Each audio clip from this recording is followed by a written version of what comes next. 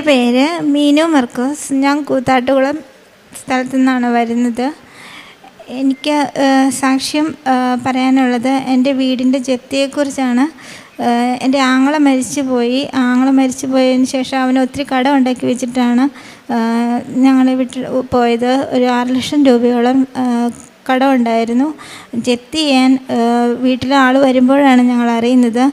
അപ്പോൾ ഞാൻ എൻ്റെ 3ാമത്തെ കുട്ടിയെ പ്രഗ്നൻ്റ് ആയിട്ടിരിക്കുന്ന സമയമാണ്. 3 കുഞ്ഞു പിള്ളേരാണ് എനിക്കുള്ളത്. എൻ്റെ ഹസ്ബൻഡിൻ്റെ വരുമാനം മാത്രമേ ഞങ്ങൾക്ക് ഉണ്ടായിരുന്നുള്ളൂ. ആ കടം തീർക്കാൻ യാതൊരു മാർഗ്ഗവും ഇല്ലായിരുന്നു. ആകെ ടെൻഷൻ അടിച്ച് ഇരുന്നപ്പോഴാണ് ഞാൻ ഈ കൃപാസനത്തെക്കുറിച്ചും കേൾക്കുന്നത്. ഞാൻ മൊബൈലിൽ യൂട്യൂബിലൂടെ നിരന്തരം ധ്യാനം കേൾക്കുകയും പ്രാർത്ഥിക്കുകയൊക്കെ ചെയ്തു.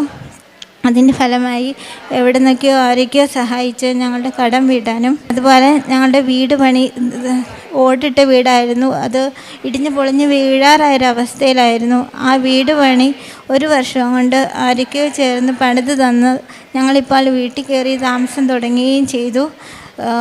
8 ലക്ഷം രൂപയോളം കടം നിന്നപ്പോഴാണ് വീട് ജപ്തി ചെയ്യാൻ ആൾക്കാർ വരുന്നത്. അതെല്ലാം കടവും വീട്ടി വീടും പണിത് ഇപ്പോൾ ഞങ്ങൾ സമാധാനത്തോടെ ജീവിക്കാൻ തുടങ്ങിയത് ഇവിടെ വന്ന് ഉടമ്പടി എടുത്തതിന് ശേഷമാണ്. അമ്മയ്ക്കും തിരുക്കുമാരനും 1000 നന്ദി. ഞാനിവിടുത്തെ കൃപാസനം പത്രം കൊണ്ടുപോയി കൂടുതലും ഞാൻ ഹോസ്പിറ്റലിലും രോഗബാധിതരായിട്ട് കിടക്കുന്നവർക്കാണ് കൊടുക്കുന്നത്.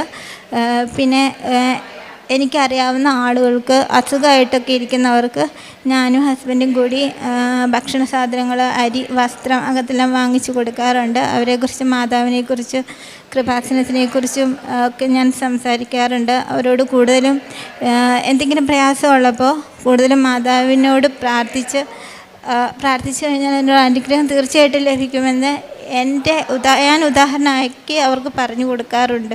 എല്ലാ ആഴ്ചയിലും കുർബാനയ്ക്ക് പോവുകയും കുമ്പസാരിക്കുകയും കുട്ടികളെയും അതുപോലെ തന്നെ കുർബാനയ്ക്കും സൺഡേ സ്കൂളിനും എല്ലാം വിടാൻ മാക്സിമം ഞാൻ ശ്രമിക്കാറുണ്ട്. അതുപോലെ കുടുംബ പ്രാർത്ഥനകളും മുടക്കാതെ ചെയ്യാറുണ്ട്.